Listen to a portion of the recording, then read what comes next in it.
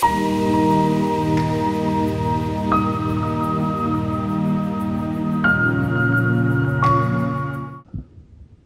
वालेकुम, मेरा नाम है शाहिद अयूब। आप देख रहे हैं लर्निंग टू लिव। कुछ दिन पहले मुझे यूँ कहिए कि ओल्ड होम जाने का इत्तफाक हुआ। जो मैंने वहाँ महसूस किया और आज इस वीलॉग करने की वजह मेरी चंद ऑब्जर्वेशंस और हक़ाइक़ हैं जो मैंने पिछले काफ़ी अरसा से नोट किए हैं। आज के इस खुद पसंद, लालच ज़दा और रिश्तों से आरी मुआशरे में बाकी बुराइयों के साथ साथ माँ बाप के साथ नारवा सलूक ने मुझे मजबूर किया कि मैं इसके ऊपर कुछ कहूँ। याद रखें कि दुनिया में हर एक रिश्ता एक से ज़्यादा, यानी 2 भाई, 2 से ज़्यादा बहनें, 2 से ज़्यादा दोस्त और इसी तरह हो सकते हैं, मगर माँ सिर्फ एक और बाप सिर्फ एक ही हुआ करता है। इस रिश्ते में कोई लालच नहीं, ये सिर्फ और सिर्फ एक खालिस रिश्ता है, किसी भी शक व शुबा से पाक। क्या खूब कहा किसी ने, छोटे थे तो लड़ते थे, माँ मेरी है, माँ मेरी है। बड़े होकर लड़ते हैं, माँ तेरी है, माँ तेरी है।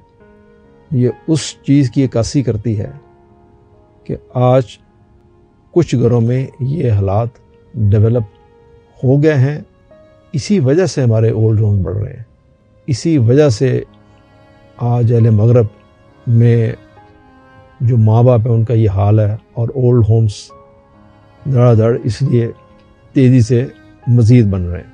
तो जैसे मैंने ऊपर आपसे अर्ज़ किया कि आज के कुछ बच्चे यूँ कहते हैं कि अब जब माँ बाप बूढ़े हो गए, वो कुछ बन के किसी काबिल हो गया तो वो कहते हैं माँ तेरी है, माँ तेरी है।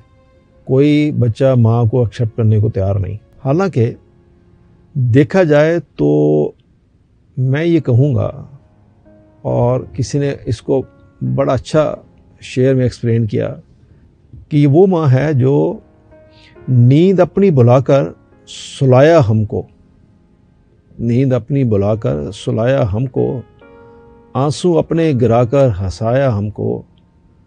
ज़ख्म जब बच्चे को लगता है तो माँ रोती है, ऐसी निस्बत किसी और रिश्ते में कहाँ होती है। हवा दुखों की जब आई कभी ख़ज़ां की तरह, मुझे छुपा लिया मिट्टी ने मेरी माँ की तरह। याद रखें, माँ बाप के साथ तुम्हारा सलूक ऐसी कहानी है जो लिखते तुम हो, लेकिन तुम्हारी औलाद तुम्हें पढ़कर सुनाती है। यहाँ मैं आपको एक तहरीर पेश करना चाहता हूँ, गौर से सुनिएगा। तहरीर का उन्वान है जो माँ यानी मेरी माँ के 8 झूठ। दरअसल ये एक आज़ाद नज़्म है जो ट्यूनिस के एक शायर और अदीब खैरुद्दीन जुमा की तख्लीक है।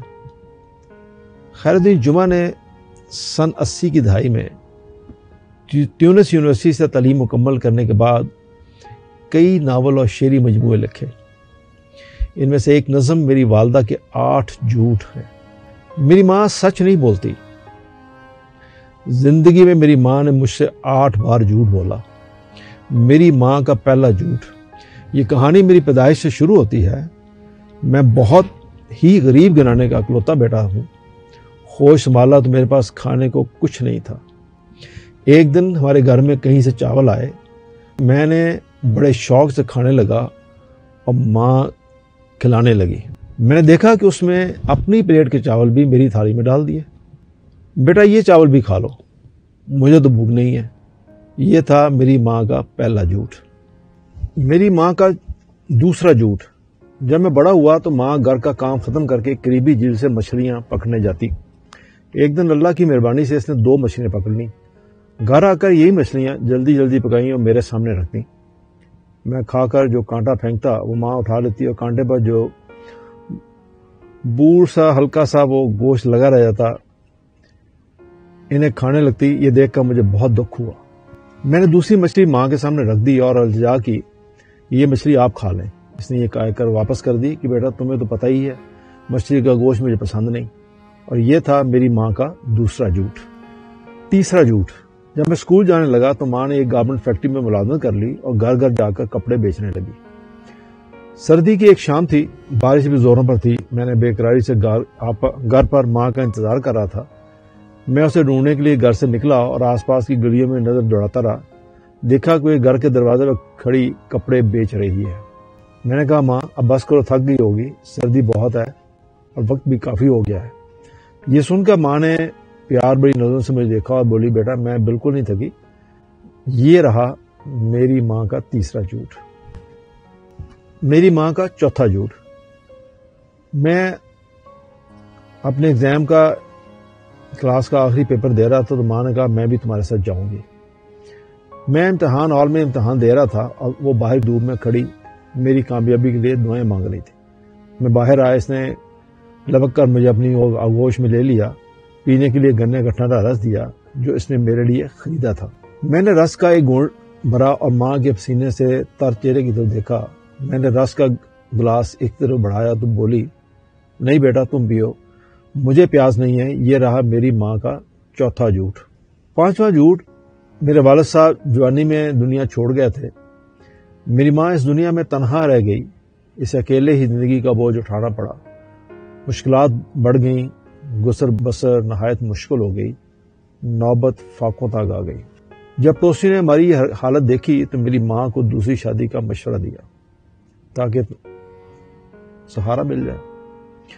مگر میری ماں نے فوراً میری طرف دیکھا اور کہا نہیں میں کسی سہارے کی محتاج نہیں. یہ رہا میری ماں کا پانچواں جھوٹ. چھٹا جھوٹ. جب میں نے گریجویشن مکمل کی تو مجھے اللہ کے فضل و کرم سے معقول ملازمت مل گئی. میں نے سوچا ماں کو آرام کرنا چاہیے. میری ماں بہت کمزور اور بوڑھی ہو گئی ہے. میں نے ماں کو کام کرنے سے منع کیا اور ماہانہ اخراجات کے لیے اپنی طرح میں سے ایک رقم ماں کے لیے مختص کر دی. ماں نے یہ کہہ کر رقم لینے سے انکار کر دیا کہ اللہ کے فضل سے میرے پاس سب کچھ ہے، مجھے پیسوں کی کوئی ضرورت نہیں، یہ تمہارے کام آئیں گے. یہ تھا میری ماں کا چھٹا جھوٹ. ساتواں جھوٹ. میں نے نوکری کے ساتھ ساتھ اپنی مزید پڑھائی مکمل کی تو میری تنخواہ بھی بڑھ گئی اور جلد ہی بیرون ملک کام کرنے کی پیشکش ہوئی جو میں نے قبول کر لی اور جرمنی چلا گیا. جرمنی میں سیٹ ہونے کے بعد میں نے ماں کو اپنے پاس بلانے کا ارادہ کیا اور فون کر کے ماں کو اپنے فیصلے سے آگاہ کیا. تو اس نے میری تنگی کے خیال سے مجھے یہ کہہ کر منع کر دیا کہ بیٹا تم تو جانتے ہو مجھے اپنے وطن ہی میں رہنا پسند ہے، میں اپنے ملک سے دور کہیں نہ رہ پاؤں گی. ویسے بھی مجھے ہر قسم کی سہولت میسر ہے. یہ رہا میری ماں کا ساتواں جھوٹ. آٹھواں جھوٹ. میری ماں بہت بوڑھی ہو گئی. دن رات کی انتھک محنت اور میری جدائی کے غم نے اسے بہت کمزور کر دیا. پھر اسے کینسر جیسے موذی مرض نے گھیر لیا. جب مجھے پتا چلا تو میں سب کچھ چھوڑ کر اس کے پاس آ گیا. وہ بستر مرگ پر پڑی تھی. مجھے دیکھ کر بے اختیار مسکرائی. بڑی نکاحت کی وجہ سے اس کی آنکھیں بند ہو گئی. اس کی حالت دیکھ کر میرا دل خون کے آنسو رو رہا تھا. وہ بہت لاغر ہو چکی تھی. میری آنکھوں سے آنسو کا آبشار بہہ نکلا. ایک قطرہ ماں کے رخسار پر گرا. ماں نے آنکھیں کھول دیں، میری طرف دیکھا اور کہا مت رو بیٹا، میں بالکل ٹھیک ہوں، مجھے کوئی تکلیف نہیں. یہ میری ماں کا آٹھواں اور آخری جھوٹ تھا. پھر میری ماں نے آنکھیں بند کر لیں اور ہمیشہ کی نیند سو گئی. کسی نے کیا خوب کہا، یہ ایسا قرض ہے جو میں ادا کر ہی نہیں سکتا.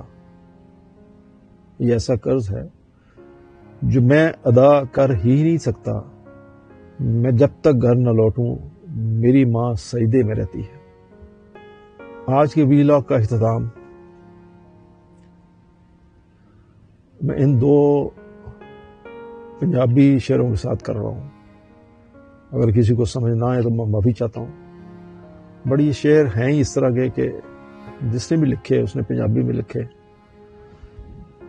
اور اس کا اردو ترجمہ میرے لیے تو ناممکن ہے، میں بیان کر دوں گا اگر میں کر سکا تو۔ وہ کہتا ہے دکھاں مینوں مار مکایا، دکھاں مینوں مار مکایا،